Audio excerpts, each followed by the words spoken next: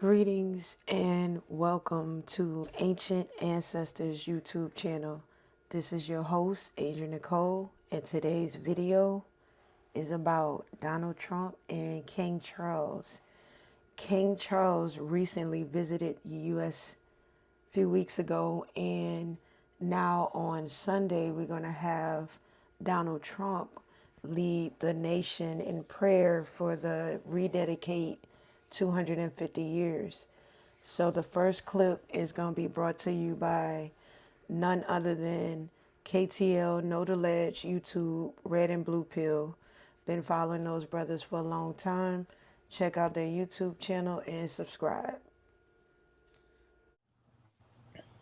Why did King Charles travel to the USA at the end of April 2026?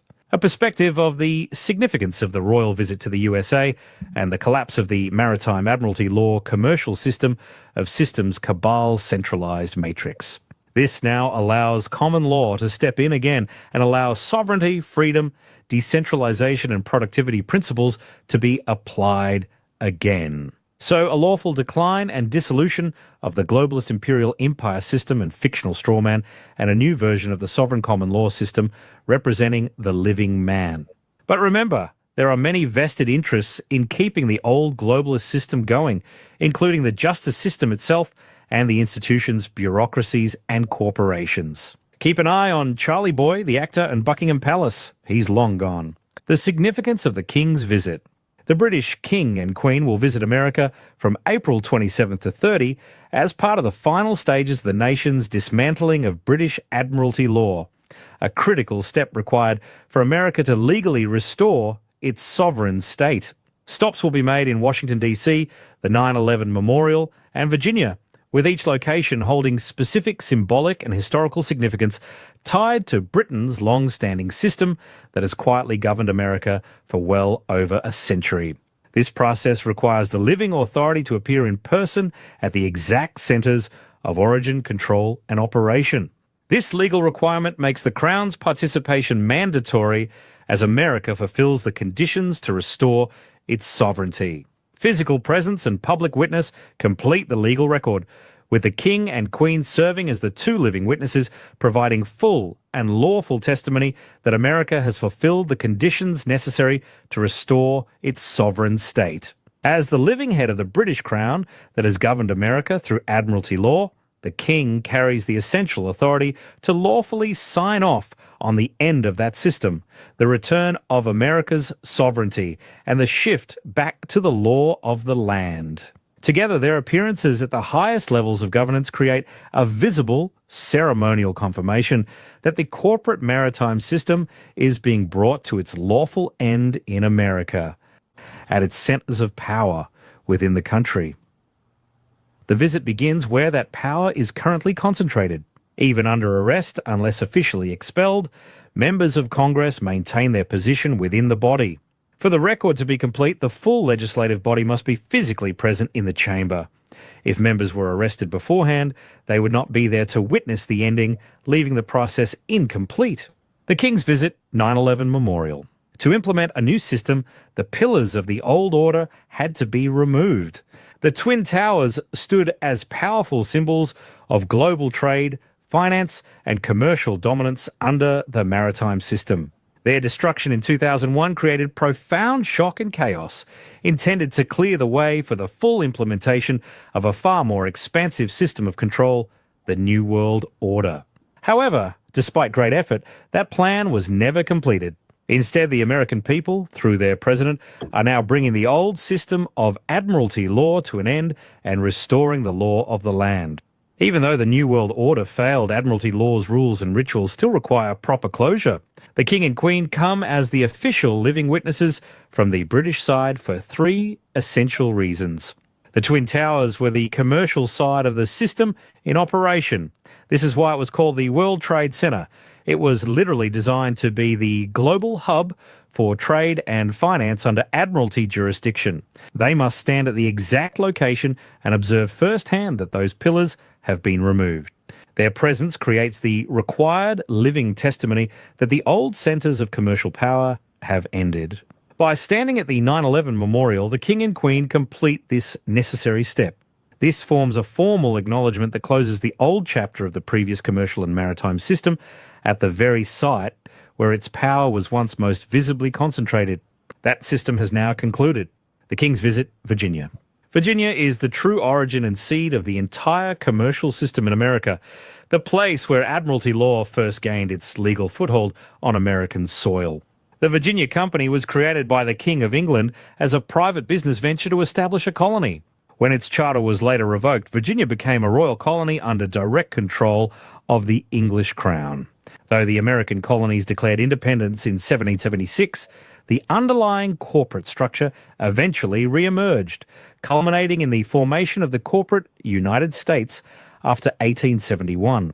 By returning to Virginia, King Charles and Queen Camilla returned to the very starting point of the commercial charter system that established British Admiralty law over America.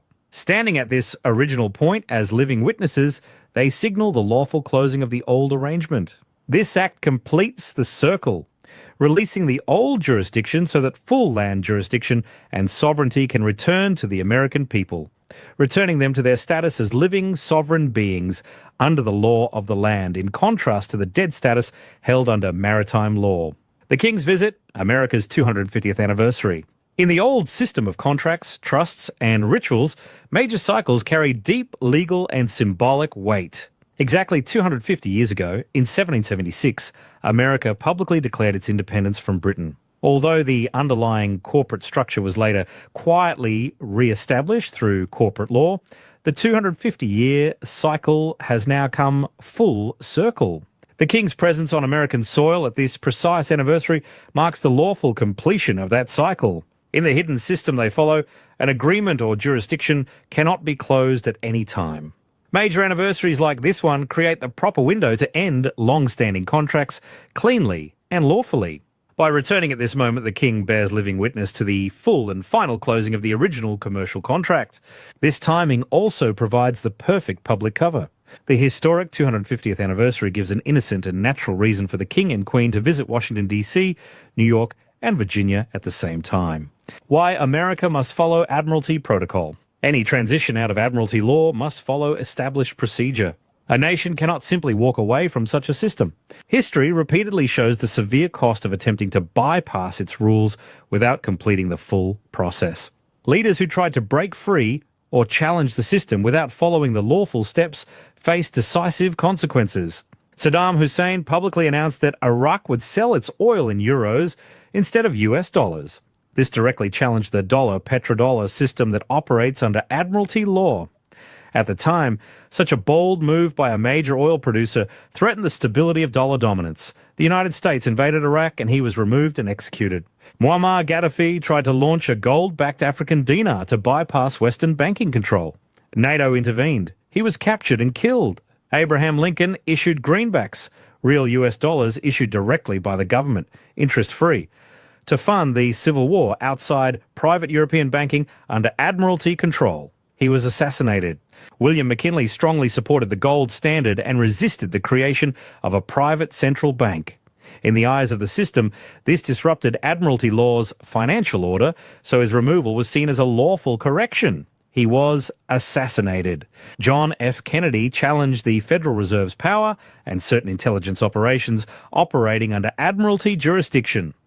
Acting from within the system without completing the full ritual closure, he was assassinated. These leaders attempted to step outside or weaken the Admiralty law system within their country without following the proper lawful procedure. By failing to do so, the system treated their actions as rebellion and removed them. This is why the current process led by President Trump is so important. It began with a symbolic recapture of the American flag on Flag Day 2025 and is now unfolding through the correct legal steps, the final steps to America's sovereignty. The King's Visit provides lawful witness from the old system and marks the formal closing of the old contract. However, this is not the end of the process. The practical removal of the old corporate and Admiralty law structures, including major changes to the financial system and the accountability of key corrupt figures, must follow. The full public rededication of the nation back to God will occur on May 17th, when President Trump, acting as the representative of the people, leads the nation in solemn prayer. This marks an important stage in the transition.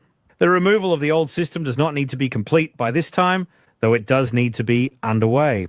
The period between now and May 17 is extremely sensitive. As the old system is being lawfully closed, opposing forces will see these final steps as a major threat to their remaining power. So take note of that might go over people's heads is the reason why it was Louisiana that would be making the move on civil rights. And again, with this particular clip speaking about maritime, always speak about New Orleans and the pivotal role that it plays, because when they absorbed the Louisiana Purchase, they also absorbed Roman law, which was Napoleonic code at that time.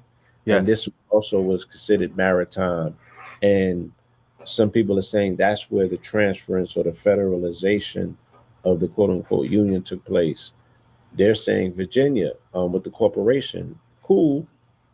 You know what I'm saying? Either or. Interestingly enough, that was the first place that they initiated the strike to do the final blow to the social systems, right? that don't coincide with what a republic is or what it represents. That was an overlay of something else that was here. Now how that pairs for melanated people remains to be seen. You know, these are some very interesting times that we're in. But nonetheless, you know, we're watching it go down. And Expanding on what Blue Pillar said about the overlay, beginning with the Louisiana Purchase, being that that's when we became under the form of the present day maritime law, and the Virginia Company being the omega to what these past 250 years has been about, as keeping us in bondage.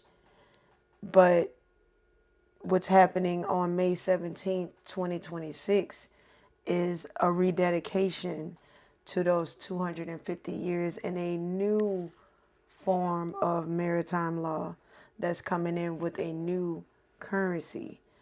So stay tuned to what's coming next. Do your own research, but we are living in very exciting times. A lot is changing with law. And I want to thank you for stopping by Ancient Ancestors and subscribing to this channel. Until next time, peace.